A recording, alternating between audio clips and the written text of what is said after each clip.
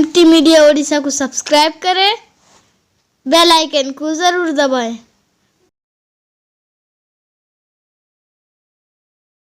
तशरीफ फरमा है, आप हजरत के कीमती बातों को समाअत फरमाएं। नहमदुहु व नुसल्ली अला रसूलिहिल करीम अम्मा बाद। क़ाल अल्लाहु तआला फ़िल क़ुरआनिल मजीद अऊज़ु बिल्लाहि मिनश शैतानिर रजीम बिस्मिल्लाहिर रहमानिर रहीम। ज़हरल फ़सादु फ़िल बर्रि वल बहरि बिमा कसबत अयदिन नास लियुज़ीक़हुम बअदल्लज़ी सदक़ल्लाहुल अज़ीम। क़ाल नबी सल्लल्लाहु अलैहि वसल्लम आमालुकुम उम्मालुकुम औ कमा क़ाल अलैहि सलातु वस्सलाम। मुअज़्ज़ज़ व मुअक्कर हज़रात उलमाए किराम, मेहमान ख़ुसूसी और मेरे मोहतरम भाइयों, अज़ीज़ बच्चों, पर्दानशीन ख़वातीन इस्लाम, जलसे जुलूस का सिलसिला तो बिल्कुल बंद ही पड़ा था। जलसे जुलूस क्या, सारा निज़ाम ठप पड़ा हुआ था। कल मैं रास्ते में कह रहा था कि जितने बड़े बड़े कारोबारी लोग वो ज़्यादा परेशान, कंपनी वाले, फैक्ट्री वाले, जिनके पास हज़ारों लोग काम करते हैं, उसी एतबार से उनकी ज़रूरियात हैं। ऐसा परेशान है कि उठना मुश्किल है। जो लोग दरमियानी किस्म के हैं, थोड़ा थोड़ा कारोबार करते हैं, कारोबार बंद कर दिए, दूसरा कुछ काम पकड़ लिए, घर में बैठे रहे। मज़दूरी करने वाले मज़दूरी बंद, घर में बैठे हैं। मेरे मोहतरम भाइयों, मदारिस का सिलसिला बंद, मसाजिद का सिलसिला बंद, जो दीनी चहल पहल था, आमद व रफ्त का सिलसिला था और दीनी बातों के सुनने सुनाने का सिलसिला था, ये सब बंद। इससे अंदाज़ा लगाइए आप कैसे हुआ, क्यों हुआ, इसके असबाब क्या हैं। ज़ाहिरी एतबार से हम लोग आम तौर पर ज़ाहिर बीन लोगों के हालात और उनके तजुर्बात को यकीनी समझते हैं कि साइंसदानों ने ये कहा, डॉक्टरों ने ये कहा, फ़लाँ ने ये कहा, ये सब ज़ाहिर भी हैं। ये ऊपर से जो देखते हैं, अल्लाह ने जो अक़ल दिया है उस अक़ल को इस्तेमाल करते हैं, उससे कुछ नतीजा निकालते हैं। वो नतीजा निकाल के हमारे और आपके सामने लाते हैं। अल्लाह ही के दिए हुए चीज़ को इस्तेमाल करते हैं और उसके ज़रिए से मालूमात हासिल करते हैं। जैसे मौसमियात, अभी चंद दिन पहले मौसमियात वाली इत्तला दिए, बारिश होगी, हवा चलेगी, फ़लाँ होगा। ये ज़ाहिर भी हैं, ज़ाहिर को देखते हैं, मौसमियात पर तहक़ीक़ात करते हैं, इस वक्त क्या हालत है, बादल उड़ता है, क्या है, ज़ाहिर की चीज़ नज़र आती है कि इधर से उधर से बखारात उठे, भाप उठा और ऐसे जमा हो गए। इसके पीछे किसका हुक्म कार फरमा है, ये सब काम कौन अंजाम देता है, किसके करने से होता है। मेरे मोहतरम भाइयों, हम ईमान वालों को इस पर नज़र रखना चाहिए, हमारा यकीन इस पर होना चाहिए और इस पर हमारा ईमान होना चाहिए कि सब करने कराने वाली ज़ात अल्लाह की है। दुनिया के अंदर कोई भी काम होता है अल्लाह के मर्ज़ी के बग़ैर हो ही नहीं सकता। और कोई दुनिया के अंदर जितने हालात आए, ये सब अल्लाह के मर्ज़ी के मुताबिक आए हैं। लेकिन सबब क्या है इसका? सबब कुरान करीम में अल्लाह ताला ने मिसाल दिया है। मुफस्सिरीन लिखते हैं इस आयत के तहत में कि ज़माने जाहिलियत के कुछ हालात मिसाल के तौर पर इसका आगे बयान किया गया है।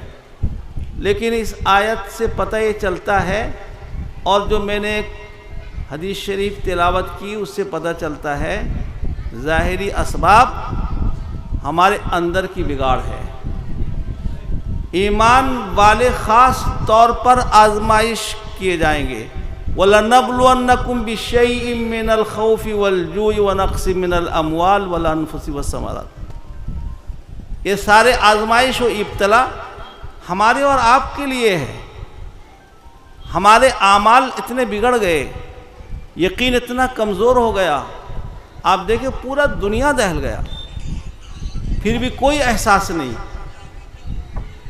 اگر احساس اس چیز کا ہوتا کہ یہ ساری چیزیں جو ہمارے سامنے معاملہ حالات پیش آئے، جن سے سب دو چار ہوئے، سڑک خالی، مسجدیں خالی، سب ویران، گھر کے اندر بند ہیں، سارے لوگ بند ہیں، بڑے بڑے سائنسداں، بڑے بڑے ڈاکٹر دوسرے کچھ قریب ہونے کو ڈر رہے ہیں، اتنا وحشت پھیل گیا۔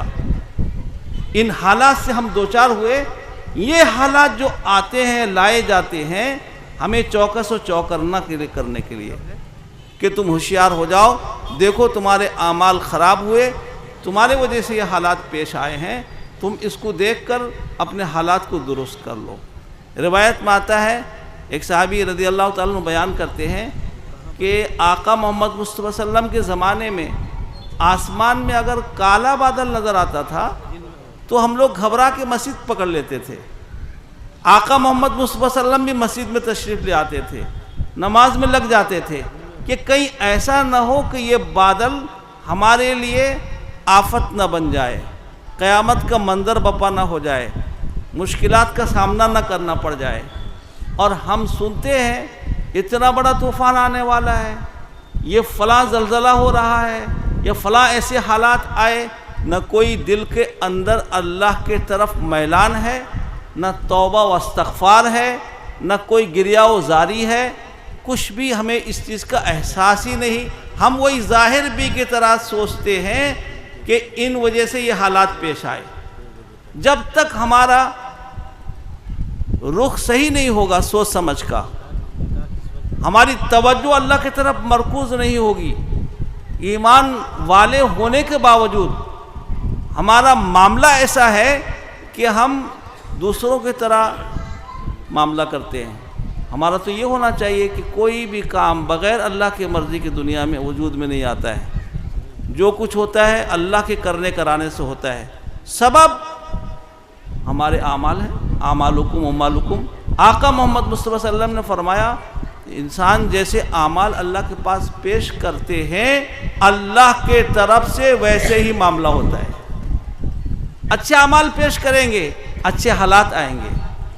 تو ہمیں کوشش کر کے اپنے پچھلے قصور و گناہوں کو خیال کر کے، سوچ کے، تصور کر کے، اگر ہر آدمی سوچے من آنم کے من دانم، میں کیا ہوں میں خوب جانتا ہوں، میری رات کیسے گزرتی ہے، میرا دن کیسے گزرتا ہے، خالق و مالک رب تعالیٰ کی میں کتنی نافرمانی کرتا ہوں، ہر آدمی جانتا ہے۔ لیکن ہماری عادت کیا ہے، ہماری انگلی دوسرے کی طرف اڑتی ہے کہ وہ ایسا کرتا ہے، فلاں ایسا ہے، اس کے حالات ایسے ہیں، اس کے معاملات ایسے ہیں۔ کبھی بھی ہم یہ نہیں دیکھتے کہ میں کیسا ہوں۔ وہ اس کے اپنے حالات کے ساتھ جائے گا اپنے قبر میں، ہم اپنے معاملات حالات کے ساتھ جائیں گے قبر میں۔ وہ ہمارا بوجھ نہیں اٹھائے گا، ہم اس کا بوجھ نہیں اٹھائیں گے۔ میرے بھائیوں، جب تک ہم اپنے اندر جھانکنے والے، اپنا جائزہ لینے والے نہیں بنیں گے، اپنے گناہوں کو تصور کر کے، سوچ کے یہ سوچیں کہ ہم تو اس لائق بھی نہیں جو سورج ہمارے لیے روشنی رفع بخش بنے، چاند ہمارے لیے نکالا جائے۔ ہمارے معاملات حالات ایسے ہیں کہ زمین بھی پناہ مانگتی ہے اللہ سے، وہ درخواست کرتی ہے زمین کہ اللہ مجھ پر اتنا گناہ ہو رہا ہے، برداشت نہیں کر پا رہی ہوں۔ یقین جانو روزانہ یہ آواز دیتی ہے، ہم سنتے نہیں ہیں، جیسے قبر آواز دیتی ہے ہم سنتے نہیں ہیں۔ اللہ اکبر۔ آقا محمد مصطفیٰ صلی اللہ علیہ وسلم نے فرمایا، پہلے قبرستان سے گزرو۔ اب پہلے زمانے میں تو ایک صحابی رضی اللہ عنہ تھے، جب قبرستان سے گزرتے تھے قبر کو دیکھ کر اتنا روتے تھے کہ نشان پڑ جاتا تھا رخسار پر۔ کیا بات ہے، آپ اتنا کیوں روتے ہیں؟ کہا یہی تو پہلی منزل ہے آخرت کی، یہی اگر یہاں معاملہ صحیح ہو جائے گا تو آخر کا معاملہ صحیح چلے گا، یہی اگر گڑبڑ ہو گیا تو آگے بھی معاملہ گڑبڑ چلے گا۔ آج قبرستان سے گزرتے ہیں اپنے میتوں کو دفن کرتے ہیں، جنازے کی نماز پڑھتے ہیں، اس کے باوجود بھی احساس نہیں ہوتا۔ کتنے لوگ ملنے جلنے والے ہم سے جدا ہو گئے، رخصت ہو گئے، چھوٹ گئے، پھر بھی احساس نہیں ہوتا کہ میں بغیر نماز کی زندگی گزار رہا ہوں، میرا ساتھ یہی معاملہ ہوگا تو کیا ہوگا، گناہوں سے لت پت ہو کر زندگی گزار رہا ہوں، میرے ساتھ یہی معاملہ ہوگا تو کیا ہوگا۔ اسے ہمیں چوکس چوکرنا کرنے کے لیے کہ کچھ پتہ نہیں کس کے ساتھ کیا حالات پیش آئیں گے، ہر وقت تیار رہو۔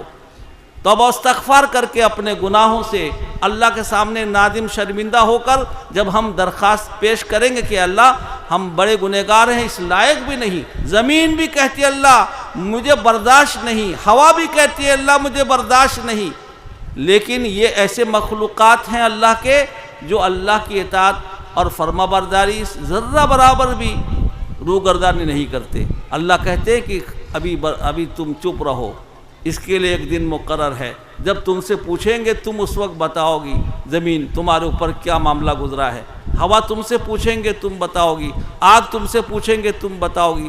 یہ سارے مخلوق اللہ کے ہیں میرے بھائیوں، ایک دن اللہ کے سامنے یہ سب بول پڑیں گے۔ زمین کا بولنا تو قرآن پاک سے ثابت ہے۔ ہمارے اعمال کو ہم خود دیکھتے ہیں، اپنے اوپر بھی ہم نگاہ ڈالنے کے لیے تیار نہیں، دوسروں کے اوپر ہماری انگلی اٹھتی ہے، اپنا جائزہ لینے کے لیے تیار نہیں۔ اللہ ہم سب کو اپنا جائزہ لینے والا بنا دے۔ یہ جناب مولانا دلاور صاحب بولے کہ دن میں جلسہ کر دیں گے، ایک مہمان خصوصی تشریف لا رہے ہیں، حضرت نقشبندی سلسلے کے حضرت مولانا مفتی انعام صاحب بزرگ آدمی ہیں، تشریف لائے ہیں اور مسلسل سفر ان کا جاری ہے ادھر سے ادھر۔ آپ جانتے ہیں ایک اللہ کا ولی جب کسی قبرستان کے پاس سے گزر جاتا ہے تو لکھا ہے کہ 40 دن تک قبرستان والوں سے عذاب اٹھا لیا جاتا ہے، یعنی جدھر سے گزرتے ہیں ادھر بھی ہریالی آتی ہے۔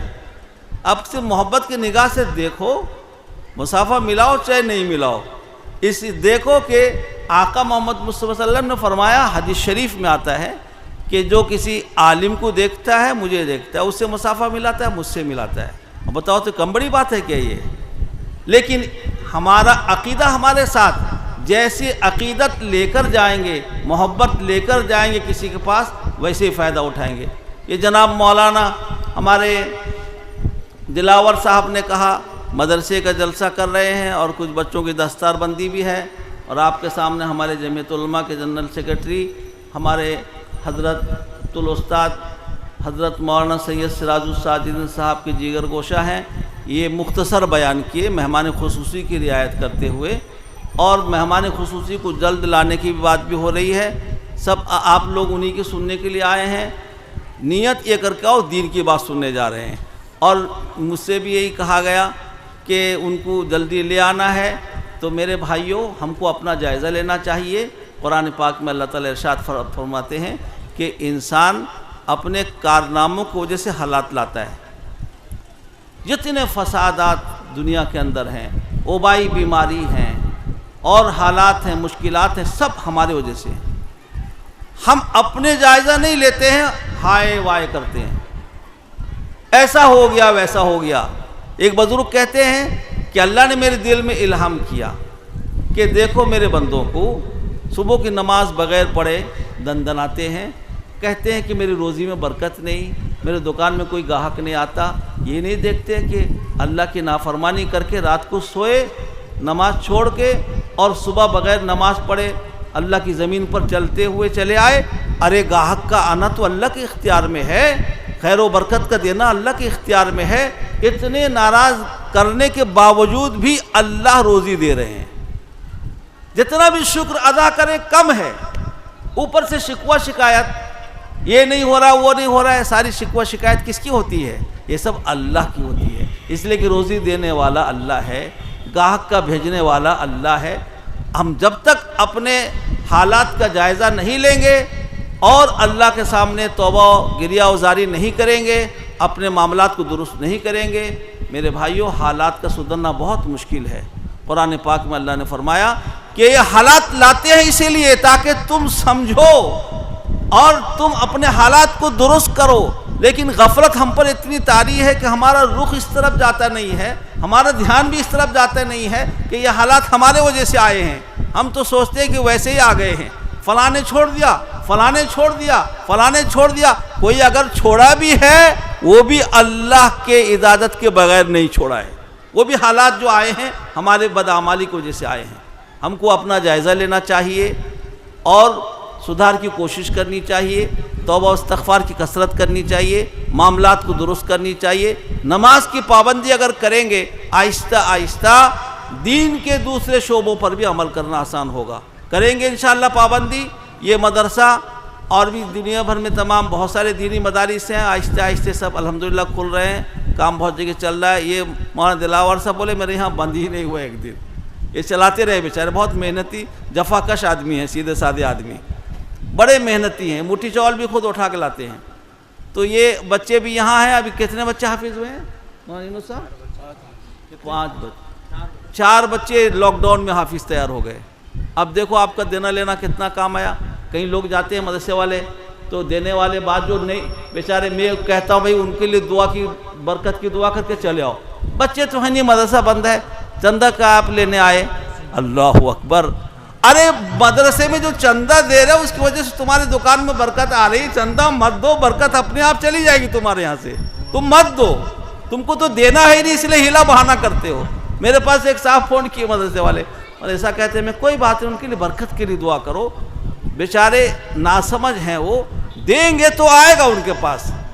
دنیا کی تمام ضروریات پوری ہو رہی کہ مدرسہ بچے اگر 50 نہیں ہیں، 2 تو ہیں، 5 تو ہیں، اس میں جو اساتذہ بیچارے محنت کر رہے ہیں سال بھر، ان کی روزی روٹی کا مسئلہ اس سے لگا ہوا ہے اور بہت سارے عملہ ہیں اس میں سب کام چلا ہوا ہے. کہ سب بند ہو گیا یا آپ چاہتے ہو کہ مدرسہ بند ہو جائے؟ نہ، یہ بند نہیں ہوگا. یہ ہمارے لیے خیر و برکت کا سبب ہے میرے بھائیوں. ہم جتنا دیتے لیتے رہیں گے ہم کو بھی اللہ کے طرف سے ملتا رہے گا. اگر گن کے دیں گے گن کے ملے گا. آنکھ بند کر کے دو گے تو آنکھ بند کر کے آپ کو لوگ اللہ کی طرف سے. ایسا معاملہ اللہ کی طرف سے. اسی لیے یہ مدرسے کا جلسہ ہے، آپ لوگ تشریف لائے ہیں، بچوں کی دستارہ بندی بھی ہوگی، مہمان خصوصی بھی تشریف لا رہے ہیں. اللہ تعالی ہمیں عمل کرنے کی توفیق عطا فرمائے. وآخر دعوانا اور کون مقرر ہیں؟ انس کرنی مہمان خصوصی. ہاں